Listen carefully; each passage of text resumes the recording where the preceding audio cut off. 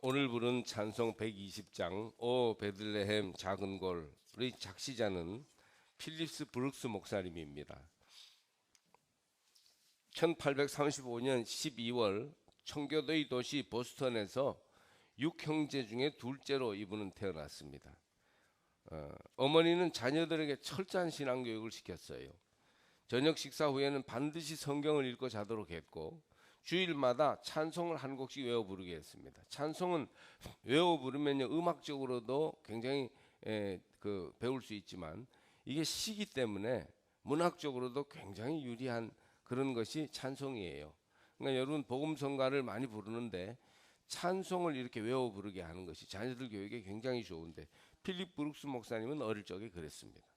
그래서 200여 곡의 찬송가를 완전히 외워 부를 수 있게 되었습니다. 보스턴을 거쳐 하버드 대학교를 졸업한 이 필립 브룩스 목사님은 버지니아의 성공회 신학교에 입학했습니다. 그 후에 여러 교회를 담임하면서 노예 해방을 선언한 링컨 대통령을 열렬히 지지하였습니다. 필립 브룩스는 정의감이 강한 설교가요 실력 있는 목사였으므로 많은 곳에 초빙받아 설교하였습니다. 그는 보스턴 트리니티 교회에서 22년간 목회합니다. 후에 감독으로 선출되어 봉사하였고 57세의 병을 얻어 하나님의 부르심을 받았습니다. 목회할 때 그 한 200년 전 옛날이지만 그러나 성탄절에 베들레헴을 방문하는 기회가 있었다고 합니다.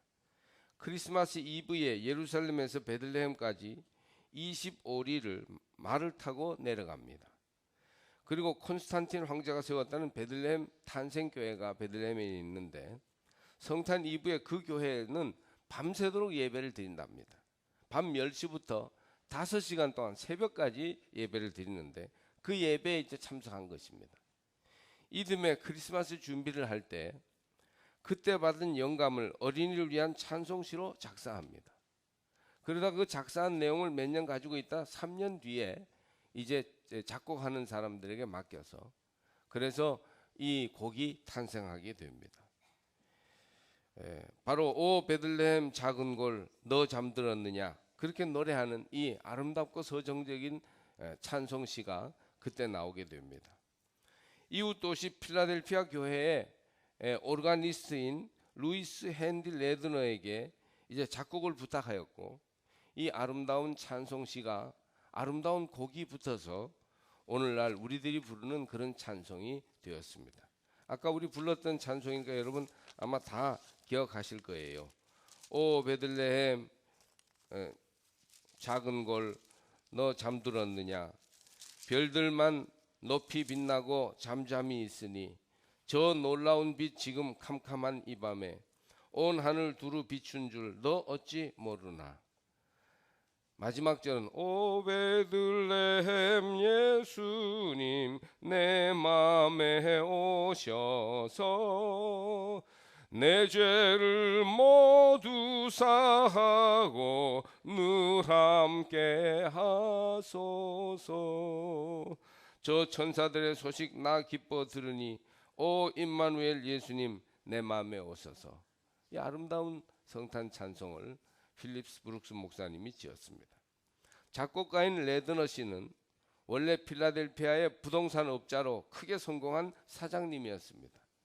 그런데 이 사장님은 음악에 굉장히 소질이 있는 분이었어요. 얼마나 소질이 있느냐 상당히 큰 교회의 오르가니스트로 매주 봉사할 정도로 실력이 있었습니다. 필라델피아 교회 교회학교 부장으로 또한 함께 봉사하는 동안 주일학교가 아주 크게 부흥해서 19년 만에 36명 모였던 교회가 1000명이 모이는 교회가 되는데 그 교회 부흥의 주역이 되었습니다. 어느 성탄절에 필립 브룩스 목사님의 찬송시를 작곡해달라는 부탁을 받습니다. 근데 악상이 떠오르지 않아서 어느 날도 하나님 곡을 주세요. 아주 정말 아름다운 곡을 붙이기를 원합니다. 기도하면서 잠들었는데 꿈에 천사들이 노래 부르는 꿈을 꾸다가 잠이 깨어서 그 천사들이 부른 노래를 악보에 옮긴 것이 바로 이 곡이 되었습니다. 이렇게 아름다운 또 훌륭한 목사님이 작사하고 또 훌륭한 오르가니스트 평신도 헌신자가 이제 작곡한 그런 곡이 이 찬양인 것입니다. 예수께서 탄생하실 때 두 부류의 사람들이 있었습니다. 자리를 지키려는 사람들과 길거리에서 혁명을 꿈꾸며 폭력도 마다하지 않는 사람들이었습니다. 자리를 지키려는 사람들 중에는 유대인들이 있었습니다. 유대교라는 종교의 교리와 신조를 지키려고 엄청나게 배타적인 태도를 가진 사람들이어서 예수를 부인하고 가장 강력하게 배척합니다. 또 헤롯 왕이 있습니다. 그는 자신의 자리를, 권력을 지키려고 예수를 경배하지 않고 박해합니다. 여관집 주인도 있었죠. 자신의 방을 지키기 위해 예수 오심을 맞이하지 못했습니다. 길거리에서 혁명과 폭력으로 새로운 세계를 꿈꾸는 이들은 자기들이 새로운 세상을 가져온다면서 예수님을 경배하려 하지 않았습니다. 자리를 지키려는 제1의 자리 사람들과 자리를 쟁취하려고 폭력도 마다하지 않던 제2의 자리 사람들 사이에 팽팽한 긴장과 갈등이 오갈 때 예수는 제3의 자리인 말구유로 오십니다. 내 것을 지키려고 불안한 사람들과 비판하고 공격하며 자기도 자리를 차지하려고 부르짖는 사람들 모두에게 기쁨을 주시려고 제3의 자리, 말구유에 누추하고 축축한 곳을 자신의 자리로 택하신 것입니다. 참된 기쁨은 내 것을 지키려는 안방에도 없고 네 것을 빼앗으려는 길거리에도 없고 말구유에 있었습니다. 말구유는 자신을 사람들의 양식으로 내어준 사랑의 자리입니다. 독점이 아닌 나눔의 자리, 교만이 아닌 겸손의 자리, 그런 자리가 바로 말구유예요. 말구유는 권력이 아닌 섬김의 자리이죠. 이 말구유, 나눔과 겸손과 섬김의 사랑하는 자리에 아기 예수가 계십니다. 구유에 누워 있는 메시아가, 그 아기가 바로 예수이십니다. 그러므로 우리는 그분을 맞이하려 오늘 성탄을 노래할 것입니다. 예수님, 내 안에 오시옵소서.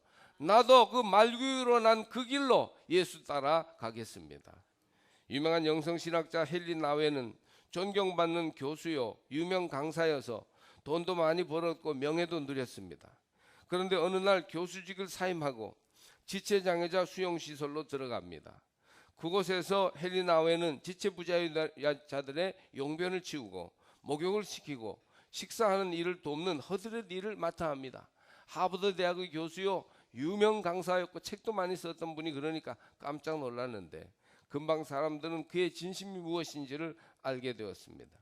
그의 책 예수 이름으로 에서 헨리 나웨는 이렇게 간증합니다.